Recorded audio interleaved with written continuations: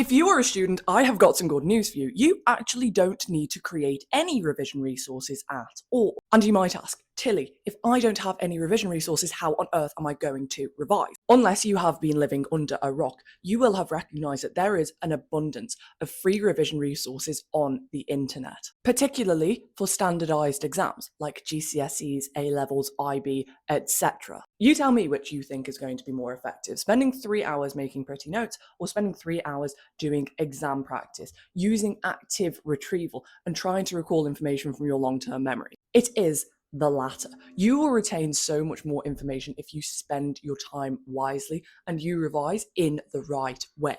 However, small caveat, you should be making your own revision resources if there is a topic that you are particularly struggling with. This was my rule of thumb, and I think it's one of the rules that helped me get straight A stars and almost all grade 9s. If I rewind back to A-level economics, I found inflation really easy, and quantitative easing, it really confused me. It really confused a lot of people.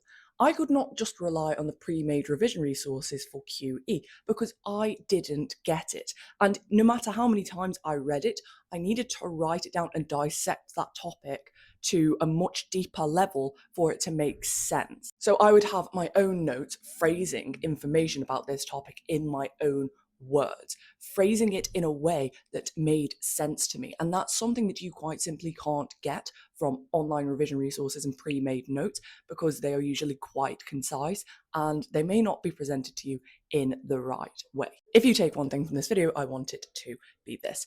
Be strategic with how you create revision resources, which topics you create revision resources for, and how you use them. If you like this video and found it helpful, be sure to follow for more daily study tips.